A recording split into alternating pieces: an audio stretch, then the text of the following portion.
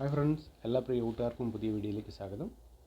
അങ്ങനെ ഒന്നാം ടെസ്റ്റിൻ്റെ രണ്ടാം ദിവസമായ ഇന്നലെ 359-3 എന്ന ആദ്യ ദിവസം നിർത്തിയ ഇന്ത്യ അതേ ഫോമിൽ തന്നെ തുടർന്നു. ശുഭ്മാൻ ഗില്ലും ഋഷഭ് പന്തും നല്ല ഫോമിൽ തന്നെ ഫസ്റ്റ് സെക്ഷൻ ബാറ്റ് ചെയ്തു. 127 റൺസിൽ ഒന്നാം ദിനം അവസാനിപ്പിച്ച ശുഭ്മാൻ ഗിൽ അദ്ദേഹത്തിൻ്റെ സ്കോറിനോട് 20 റൺസ് കൂടി കൂട്ടിച്ചേർത്ത് 147 ഔട്ടായി. പക്ഷേ ക്യാപ്റ്റൻ പോയെങ്കിലും വൈസ് ക്യാപ്റ്റൻ തകർപ്പൻ ഒരു ബാറ്റിംഗാണ് കാഴ്ചവെച്ചത്. ഞാൻ കഴിഞ്ഞ വീഡിയോയിൽ സൂചിപ്പിച്ചതുപോലെ തന്നെ Rishabh Pant IPL form ഔട്ടായെങ്കിലും last അദ്ദേഹം ഒരു സെഞ്ചുറി നേടി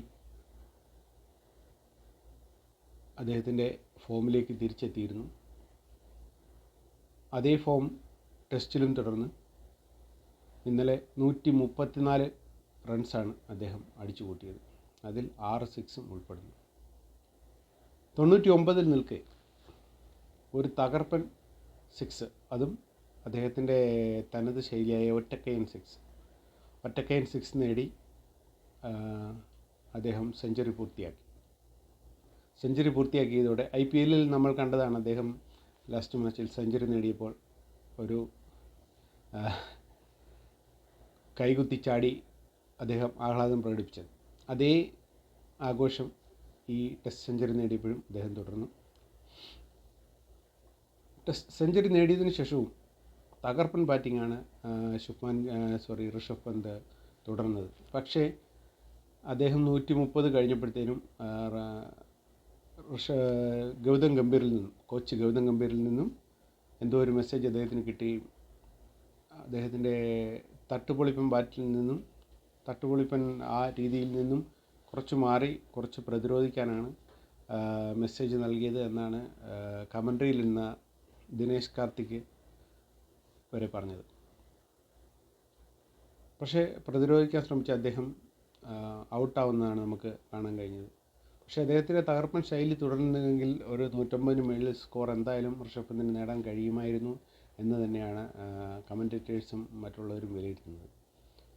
അപ്പോൾ അദ്ദേഹത്തിൻ്റെ ഔട്ടിന് കാരണം ഗൗതം ഗംഭീറാണെന്നൊക്കെ നമ്മുടെ മുൻ വിക്കറ്റ് കീപ്പർ ബാറ്റ്സ്മാനായ ദിനേശ് കാർത്തിക് കമൻട്രിയിലിരുന്ന് പറയുകയുണ്ടായി.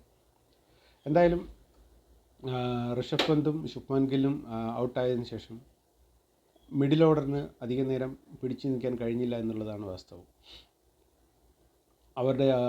അവർ ഔട്ടായതിനു ശേഷം പെട്ടെന്ന് തന്നെ ഇന്ത്യ ഓൾ ഔട്ടായി. 471 റൺസിന് ഇന്ത്യ ഓൾ ഔട്ടായി. പക്ഷേ മറുപടി ബാറ്റിംഗ് ആരംഭിച്ച ഇംഗ്ലണ്ട് ആദ്യ ഓവറിൽ തന്നെ ക്രൗലിയെ നഷ്ടമായി. ജസ്പ്രീത് ബുംറയുടെ ഒരു തകർപ്പൻ ബോളിംഗ് അദ്ദേഹത്തെ കരുൺ നായരുടെ കയ്യിലെത്തിച്ചു. പിന്നീട് അവർ നല്ലൊരു ബെൻ ഡക്കറ്റും ഒലി പോപ്പുമായിട്ട് നല്ലൊരു പാർട്ട്ണർഷിപ്പ് പടുത്തുയർത്തി. ജസ്പ്രീത് ബുംറ തൻ്റെ രണ്ടാമത്തെ സ്പെല്ലിനെത്തിയപ്പോൾ വീണ്ടും ബെൻ ഡക്കറ്റിനെ ഒരു തകർപ്പൻ ബോളിങ്ങിലൂടെ ബൗൾഡാക്കുകയും ചെയ്തു. പക്ഷേ ബെൻ ഡക്കറ്റും 68 റൺസ് എടുത്താണ് കേസ് പുറത്തായത്. ഒലി പോപ്പ് സെഞ്ചുറി അടിച്ച് അവിടെ തുടരുന്നുണ്ട്. ജോ റൂട്ടാണ് ഡക്കറ്റിന് ശേഷം ഒലി പോപ്പിന് പാർട്ട്ണറായിട്ട് വന്നത്. ജോ റൂട്ട് തൻ്റെ തനതായ ശൈലിയിൽ പ്രതിരോധിച്ച് കളിച്ചെങ്കിലും ജസ്പ്രീത് ബുംറയുടെ മൂന്നാമത്തെ സ്പെല്ലിൽ വീണ്ടും അദ്ദേഹം ഒരു വിക്കറ്റ് എടുത്തു. ജോ റൂട്ടിനെ ഇംഗ്ലണ്ടിൻ്റെ വിശ്വസ്തനായ ബാറ്റ്സ്മാൻ, ടെസ്റ്റിലെ വിശ്വസ്തനായ ബാറ്റ്സ്മാൻ ജോ റൂട്ടിനെ വീണ്ടും ഒരു തകർപ്പൻ ബോളിങ്ങിലൂടെ കരുൺ നായരുടെ കയ്യിലെത്തിച്ച് അദ്ദേഹം ഇന്ത്യക്ക് അടുത്ത ബ്രേക്ക് തൂക്കുന്നു. ഫൈനൽ സ്കോർ 209-3 ആണ്. 209 റൺസിന് 3 വിക്കറ്റ് എടുത്ത് നിൽക്കുകയാണ്. ഇന്ത്യയുടെ സ്കോറിനൊപ്പം ഇനിയും 262 റൺസാണ് ഇംഗ്ലണ്ടിന് നേടാനുള്ളത് ഫസ്റ്റ് ഇന്നിങ്സ്. പക്ഷേ നമ്മൾ എടുത്തു കാണേണ്ട ഒരു വസ്തുത, ജസ്പ്രീത് ബുംറയ്ക്ക് ഒഴിച്ച് വേറെ ആർക്കും ബൗളിങ്ങിൽ താളം കണ്ടെത്താൻ സാധിച്ചില്ല എന്നുള്ളതാണ്.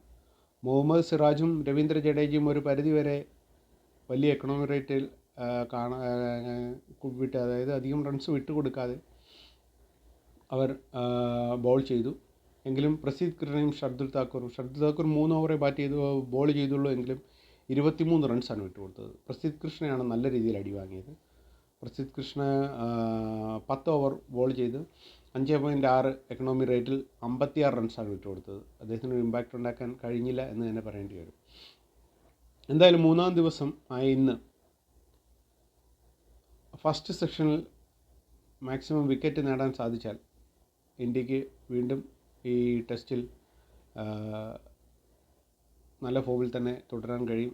അവർക്ക് അതിൻ്റെ ആ മൊമെൻറ്റം കാത്തു സൂക്ഷിക്കാൻ കഴിയും എന്ന് തന്നെയാണ് നമ്മൾ വിശ്വസിക്കുന്നത്. ജസ്പ്രീത് ബുംറയ്ക്ക് ഒരു നല്ലൊരു പാർട്ട്ണറെ കിട്ടിയാൽ അത് സാധിക്കും എന്ന് തന്നെ നമുക്ക് കരുതാം. മുഹമ്മദ് സിറാജിന് ഒരു ഇമ്പാക്റ്റ് ഉണ്ടാക്കാൻ സാധിക്കുന്നില്ല. പ്രസീദ് കൃഷ്ണ,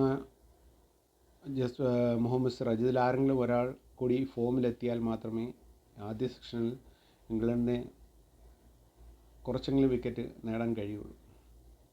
അപ്പോൾ ഇന്ത്യ 3 ദിവസം ശ്രമിക്കുന്നത് എത്രയും പെട്ടെന്ന് ഇംഗ്ലണ്ടിനെ ഓൾ ഔട്ടാക്കി 2ാം ഇന്നിങ്സ് ബാറ്റ് ചെയ്യാനായിരിക്കും. ഓക്കെ ഗൈസ്, അപ്പോൾ 3ാം ദിവസത്തെ വിശേഷങ്ങളുമായിട്ട് നമുക്ക് നാളെ കാണാം. ബായ്.